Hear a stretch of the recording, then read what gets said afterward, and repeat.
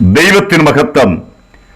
യേശുക്രിസ്തുവിന്റെ മടങ്ങിവരവ് പഴയ നിയമത്തിൽ നിന്നും 298 ഭാഗത്തേക്ക് ഏവരെയും പ്രാർത്ഥനയോടെ ക്ഷണിച്ചു.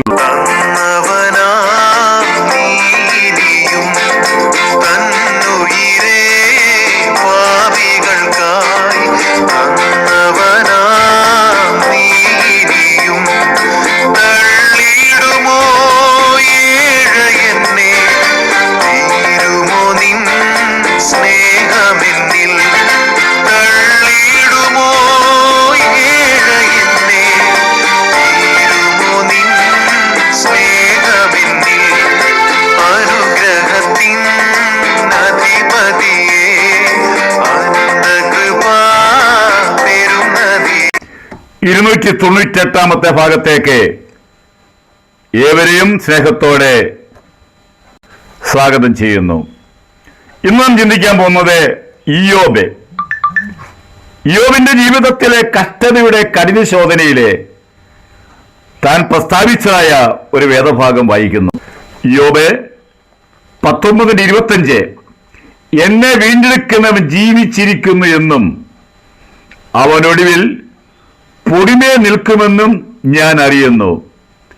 എൻ്റെ ത്വക്ക് ഇങ്ങനെ നശിച്ച ശേഷം ഞാൻ ദേഹസഹിതനായി ദൈവത്തെ കാണും. ഞാൻ തന്നെ അവനെ കാണും. അന്യനല്ല, എൻ്റെ സ്വന്തം കണ്ണുകൊണ്ട് തന്നെ അവനെ കാണും. ഇത് BC 2000 ജീവിച്ചിരുന്ന ഒരു വ്യക്തിയാണ് ഇയ്യോബ്. ഇയ്യോബിന്റെ കാലഘട്ടം പലരും പല നിലയിലാണ് പറയുന്നത്. ചില പറയുന്നു അത് വ്യക്തമായ തെളിവില്ലെന്നൊക്കെ പറയുന്നുണ്ടെങ്കിലും എന്റെ പഠനത്തിൽ ലഭിച്ചായ ഒരു ചെറിയ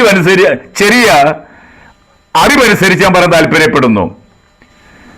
ഇയ്യോബിന്റെ പിതാവെന്ന് പറയുന്നത് യാക്കോബ് 12 മക്കളെ ഗോത്രപിതാവായിരിക്കുന്ന യാക്കോബിന്റെ മക്കളിൽ ഇസാഖാർ എന്ന ഒരുവനുണ്ട്, നമുക്കറിയാവുന്നതാണല്ലോ. ഇസാഖാരിന്റെ മൂന്നാമത്തെ മകനാണ് ഇയ്യോബ്. അവിടെ പറയുന്നത് യോബെന്നാണ് പറഞ്ഞിരിക്കുന്നത്. അടുത്ത തെളിവ് പറയുന്നത് 1 നിവൃത്താന്തം 7-1 വാക്യം. ഇവിടെ വരുമ്പോൾ ഇസാഖാരിന്റെ മൂന്നാമത്തെ മകന്റെ പേര് യാശുവ എന്നാണ് കാണുന്നത്. ഇനിയും യാക്കോബിന്റെ ലേഖനം 5-11 വാക്യം വായിക്കുമ്പോൾ യോബിന്റെ സഹിഷ്ണുത എന്ന് പറയുന്നു. അന്നേരം യാക്കോബിന്റെ മകന്റെ മകനാണ് ഇയ്യോബ് എന്ന് നമുക്ക് ചിന്തിക്കാവുന്നതാണ്. ഇനി നമ്മൾ എഹെസ്കേൽ പ്രവചനം 14 അധ്യായത്തിന്റെ 14, 16, 18, 20 ഈ 4 വാക്യങ്ങളിൽ നോഹ, ദാനിയേൽ, ഇയ്യോബ് ഇവരെ 3 പേരെയും 4 വാക്യങ്ങളിൽ എഹെസ്കേൽ പ്രവാചകൻ ലോകത്തോട് അറിയിക്കുന്നു. ഒന്നാമത്തെ ആള് നോഹ. ദൈവത്തിന്റെ അരുളപ്പാടുണ്ടായി, താൻ അതുപോലെ തന്നെ അംഗീകരിച്ചു. ദൈവം പറഞ്ഞതനുസരിച്ച് ഒരു പെട്ടകം ഉണ്ടാക്കി. ആ പെട്ടകത്തിന്റെ പണി നീണ്ട നാളായിരുന്നു. ഒരുപക്ഷേ നോഹയുടെ സ്വത്തുക്കൾ വിറ്റായിരിക്കാം അത് പണിതത്. നോഹ ജനത്തിന് വലിയ ന്യായവിധി ഉണ്ടെന്ന് വിളിച്ചു പറഞ്ഞു. അത് ആരും മാനസാന്തരപ്പെട്ടില്ലെങ്കിലും നോഹയുടെ കുടുംബമെങ്കിലും രക്ഷപ്പെട്ടല്ലോ. നമ്മുടെ ദൗത്യം എന്ന് പറയുന്നത് നമ്മൾ ഏൽപ്പിച്ചിരിക്കുന്ന ജോലി ചെയ്യുക, ബാക്കി ദൈവം ചെയ്തുകൊള്ളും. അതുകൊണ്ട് ദൈവം നോഹയെ മറന്നില്ല. അടുത്ത ദാനിയേൽ. ലോകത്തിൽ 4 സാമ്രാജ്യങ്ങൾ അക്കമിട്ട് ലോകത്തോടെ പ്രവചിച്ചതായ ഒരു വലിയ പ്രവാചകനാണ്. കുറച്ച് അധ്യായമുള്ളെങ്കിലും പ്രവചനം നമുക്ക് ഏറ്റവും പ്രയോജനകരമായ പ്രവചനമാണ്. അഞ്ചാമത് ഒരു സാമ്രാജ്യം വരുമെന്ന് ലോകത്തോട് അറിയിച്ചതായ ഒരു വലിയ പ്രവാചകൻ ഇതാ ഏറെ താമസിയാതെ അഞ്ചാമത്തെ സാമ്രാജ്യം വരാറായിരിക്കുന്നു. നമുക്കൊരുങ്ങണം. മൂന്നാമത്തെ ആള് ജോബ്. ലോക ചരിത്രത്തിലെ ഇത്രമാത്രം കഷ്ടപ്പെട്ട ദുരിതമനുഭവിച്ച പരിശോധനയിൽ കൂടെ കടന്നുപോയ ഒരു വ്യക്തി ഉണ്ടോ എന്ന് സംശയമാണ്. താൻ പതറിയില്ല, താൻ തകർന്നു പോയില്ല. സഹോദരന്മാർ കൈവിട്ടെങ്കിലും തൻ്റെ പ്രത്യാശ മുറുകെ പിടിച്ചതിനാൽ യെഹെസ്കേൽ പ്രവാചകനോട് യഹോവയായ ദൈവം പറഞ്ഞു, ഈ 3 പേരെ ലോകത്തിന് പരിചയപ്പെടുത്തണം. ഇവർ 3 പേരും 3 വൻകാര്യങ്ങൾ ചെയ്തു.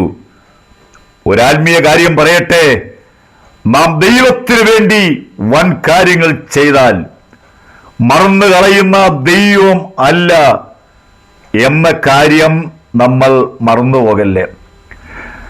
ഒത്തിരി പണമിട്ടതായ ആളുകളെ കണ്ടു ദൈവം, 2 കാശിട്ട വിധവയെ കണ്ടു ദൈവം.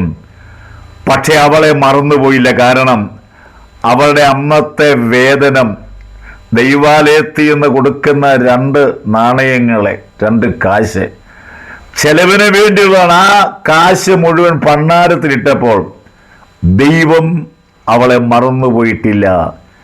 എന്ന സന്ദേശം കേൾക്കുന്ന പ്രിയപ്പെട്ടവരെ, ദൈവത്തിന് വേണ്ടി ചെയ്താൽ ഒരിക്കലും മറന്നു കളയുന്ന ദൈവമല്ല. ദൈവം ചാരിറ്റിയെ പറയുന്നു. അതിന് പറയുന്ന വാക്ക് ദിനാനുകമ്പയുള്ള സ്നേഹം. ദൈവനാമത്തിന് വേണ്ടി നാം മറ്റുള്ളവരെ സഹായിച്ചാലും മറന്നു കളയുന്ന ദൈവമല്ല. ഒരുപാട് തെളിവുണ്ടെങ്കിലും ഞാൻ ഇങ്ങനെ പറഞ്ഞങ്ങ് മുന്നോട്ട് പോകുകയാണ്. അടുത്തത് ലോകത്തോട് സുവിശേഷം അറിയിക്കണം. ചാരിറ്റി മറന്നുപോകല്ലേ. സുവിശേഷ പ്രവർത്തനം നമ്മൾ ചെയ്യാവുന്നതിന്റെ പരമാവധി ചെയ്യുക. ഈ 3 പേരെ ദൈവം ഓർത്തെങ്കിൽ നമ്മെ ഓർക്കുന്ന ദൈവം ആകുന്നു എന്നുള്ള കാര്യം ഞാൻ ചെറിയ സന്ദേശത്തിലൂടെ അറിയിച്ചുകൊള്ളുന്നു. യോബിന്റെ പുസ്തകം 1-ാം അധ്യായം മുതൽ 37-ാമത്തെ അധ്യായം വരെയും കഷ്ടതയുടെ കഠിന ശോധനയിൽ കൂടെ പോയെങ്കിലും ദൈവം ഒരു വാക്കുപോലും യോബിനോട് പറഞ്ഞില്ല. യോബ് ദൈവത്തോട് മാത്രമേ പറഞ്ഞുള്ളൂ. എന്നാൽ നമ്മൾ പലപ്പോഴും വിചാരിക്കും, എൻ്റെ സങ്കടങ്ങൾ, എൻ്റെ വേദനകൾ, എൻ്റെ ഭാരങ്ങള്, എൻ്റെ കഷ്ടപ്പാടുകൾ കാണുന്നില്ലേ ദൈവം എന്ന് ചോദിച്ചേക്കാം. കാണും. അതിനൊരു അവസരം ദൈവം വെച്ചിട്ടുണ്ട്. 38-ാം അധ്യായത്തിലേക്ക് വരുമ്പോൾ അവിടെയാണ് ദൈവം വരുന്നത്. 38 മുതൽ 42-ാമത്തെ വാക്യം വരെയും ദൈവം വന്ന് യോബിനോട് ഇടപെടുകയാണ്. ആ വരവൊന്ന് കാണേണ്ടി തന്നെയാണ്. ഞാൻ പലപ്പോഴും വായിച്ചിട്ടുണ്ടെങ്കിലും എത്ര വായിച്ചാലും ആനന്ദം കൊള്ളുന്നൊരു വാക്കാണ് 38-ാം അധ്യായം 1-ാമത്തെ വാക്യം. അനന്തരം എന്ന് പറഞ്ഞാൽ ഇതെല്ലാം കഴിഞ്ഞു. അനന്തര യഹോവ ചുഴലിക്കാറ്റ് ഇയ്യോബിനോട് ഉത്തരം അരുളിച്ചതെന്നാൽ, യഹോവയാ ദൈവം യോബിന്റെ വീട്ടിൽ ചുഴലിക്കാറ്റിൽ വന്നു അവനോട് കുറെ ചോദ്യങ്ങൾ ചോദിക്കുകയാണ്. 4 അധ്യായത്തിൽ യഹോവയാ ദൈവം യോബിനോട് 78 ചോദ്യങ്ങൾ ചോദിച്ചു. ആ ചോദ്യത്തിന്റെ അവസാനം യഹോവ അവനെ അനുഗ്രഹിച്ചു. ആദ്യത്തെ ചോദ്യം ഇതാണ് പറയുന്നത്, 38:2. അറിവില്ലാത്ത വാക്കുകളാൽ ആലോചന ഇരുളാക്കുന്നവർ ഇവരാർ? നീ പുരുഷനെ പോലെ അരമുറുക്കിക്കൊള്ളുക. സഹോദരങ്ങളിൽ സമയമുണ്ടെങ്കിൽ ഒന്ന് വായിക്കണം. അറിവില്ലാത്ത വാക്കുകളാൽ കഷ്ടതയുടെ കഠിന ശോധനയിൽ കൂടെ നമ്മൾ യാത്ര ചെയ്യുമ്പോൾ അറിവില്ലാത്ത വാക്കുകളാൽ ആലോചന വ്യർത്ഥമാക്കുന്നവർ വരും. അവിടെ പറഞ്ഞിരിക്കുന്ന ദേഹം മുഴുവൻ പരിക്കളാൽ ബാധിച്ചുകൊണ്ട് പറയുകയാണ്, നീ എന്താണ് ചെയ്യേണ്ടത്? നീ പുരുഷനെ പോലെ അരമുറുക്കിക്കൊള്ളുക. യോബിന്റെ പ്രത്യാശയുടെ വാക്ക് വളരെ വളരെ സന്തോഷകരമായ വാക്കാണ്. അവനൊടുവിൽ പൊടിമേൽ നിൽക്കും. നമ്മുടെ കർത്താവിന്റെ വരവ് ഏറ്റവും അടുത്തിരിക്കുന്ന സഹോദരങ്ങളെ, ഭാരതത്തിൽ വലിയ ഉണർവുണ്ടാകാൻ പോകുന്നു. അതിൽ നിങ്ങൾ അംഗമാകുക.